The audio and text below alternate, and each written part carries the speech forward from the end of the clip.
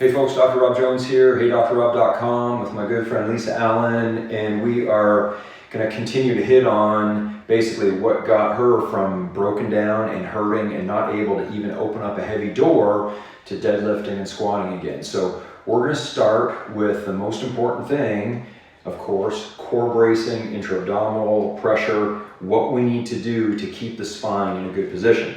Okay, just to reiterate, if you are just tuning in for the first time, Lisa has a broken down back. She's got a couple of bad discs down at the very bottom. She's got instability in her upper lumbar spine because she was a national level rower. So she spent a lot of time flexing and rotating, which made this area too hypermobile. So what was happening with Lisa was anytime there was demand on the spine to pull, to push, to bend, whatever, this area moved so much she'd get into this shocking pain, right? You were freaking out and hurting bad, right? I wouldn't even try after a while. I was so afraid. Right. So what we had to do first, before we did anything, before we strengthened, before we did flexibility, I had to teach her how to neuromuscularly contract her core to stabilize that loose area.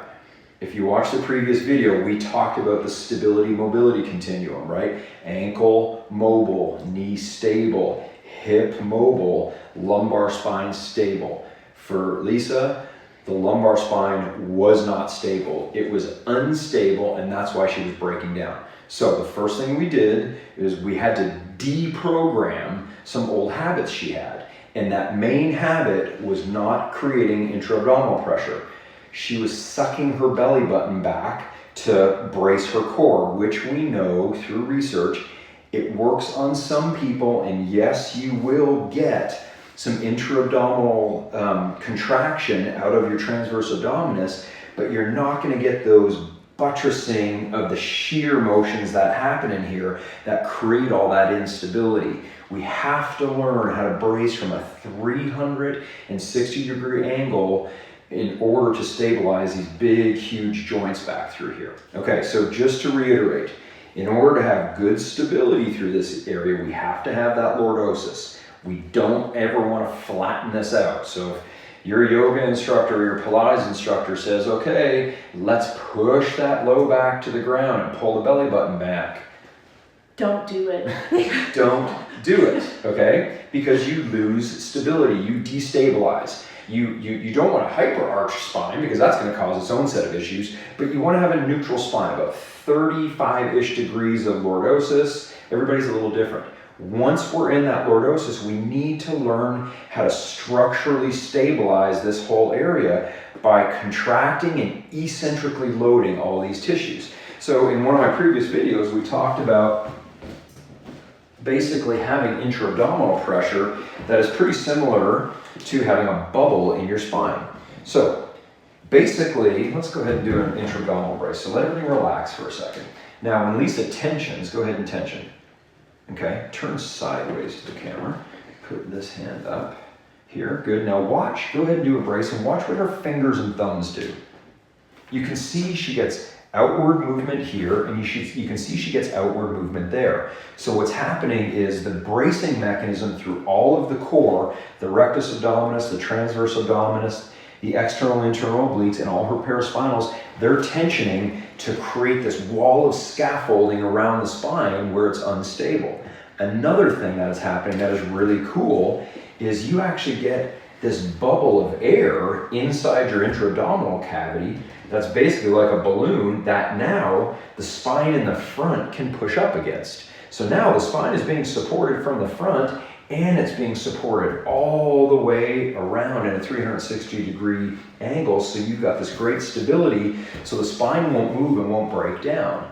Now there's cases in the literature, and I was one of them, that actually is back injury being created by a plank. Now, can you hold that for me? Just at that end. Okay, now let's think about doing a plank. We're in this position, okay? Now, let's fix Mr. Crooked Spine here.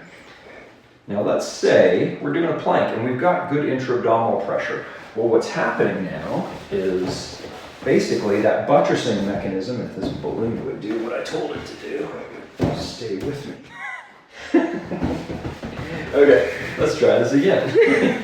So, basically, if we're doing intra-abdominal pressure, okay, and we're in a plank, you've got this bubble of air holding you up because your rectus abdominis is contracting, it's pushing that air out, that intrathoracic and intra-abdominal pressure, and you've got all these great stability mechanisms from all your muscles. Well, guess what happens? You suck your belly button in, okay, now what happens?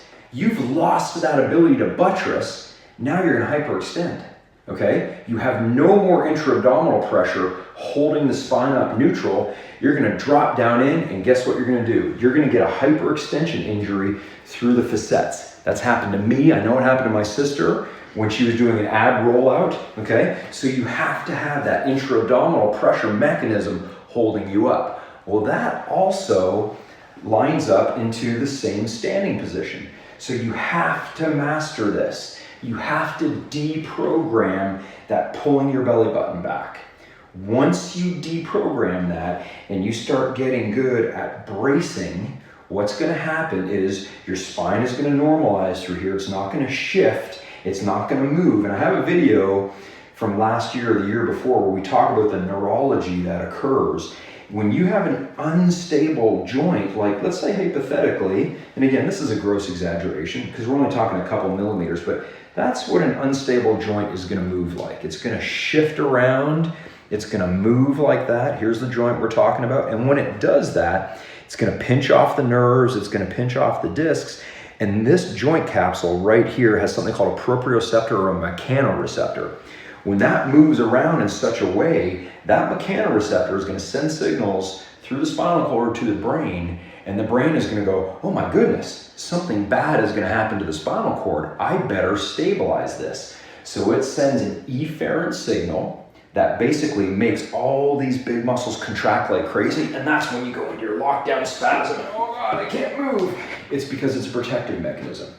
If you learn how to brace properly and deprogram the bad movement, guess what? That feedback loop goes away, and now you're more stable and you can perform better movement. So let's practice that a little bit, and let's do exactly what we did with Lisa. So come on over here. So when Lisa, now she's great, she's strong, she can deadlift over 100 pounds, she can do all this dynamic movement, but we've been at this for several months, and what we had to do initially was teach her how to brace and how to breathe, okay? So if you are first learning this, what I want you to do is dig your fingers into your abs, dig your thumb into your low back muscles, your paraspinals, and clear your throat or cough. Do it again. Now you can see it pushes out. So right now, she's got good stability through her spine. She's locked into a neutral position. Now go ahead and let go of your hands. Now, what some people will end up doing is they'll push out too much here and they'll get a beer belly, okay? I'm not talking about that. I'm talking about tension. You should poke this, and even if you got a little fluff here, okay, a little winter muscle or pandemic muscle here, okay, from watching too much Netflix and eating too many chips, there's muscle under there, I promise, okay? So basically, we want to tension that. Now what we want to do is learn how to breathe, because you can't hold your breath or you're going to pass out, right? So what we're going to do is we're going to tension, and I want you to think about your diaphragm sitting underneath the ribs here, and you're going to breathe in,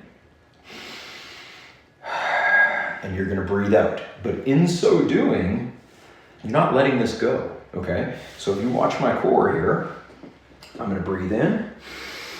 I'm going to get a little outward expansion because that's normal. If you watch a baby breathe, that belly's going to come up and down because that diaphragm is dipping down and it's opening up the lower third of the lungs so you can really get good oxygenation in there. But when I let go, my tension stays in my core. I don't do this. Okay, because if I blow out and I let go, that spine is now unstable. So what you can do on yourself, again, is tension your core with your fingers. Let's do a couple rounds of this, okay? Now we're gonna breathe in, and we're gonna push out into our fingers. And we're gonna breathe out, and we're still gonna push out into our fingers. It's gonna be challenging, and you're gonna feel like you can't get very good breath. But I promise you, practice this with picking up your children, Practice this with bending over to pick something up. Practice this when you are doing a plank. Practice this when you are doing mundane little movements throughout the day, and you will become better and better and better at it. And then what's going to happen naturally is it will just turn on. You'll get something called feed forward, where you'll go to bend and you'll go, oh my gosh, my core just turned on and I didn't even think about it. Okay, so there you go. That's correction number 1. This is what we did to turn Lisa into Lisa the Beast Allen, and we're going to get you there too. So remember, practice those core mechanisms. Just stand there and get your intra-abdominal pressure, brace, dig those fingers in and just breathe. Do 3 sets of 10 or 3 sets of 5, however many you want to do. Sit there and watch TV or drive and just think, tension. Get good at that, and your back pain is going to get a lot better, and you're going to start on that journey to better function and pain-free living. So I hope you like that. Don't forget to subscribe. Check us out on socials at Hey Dr. Rob, and as always, don't forget to protect your back.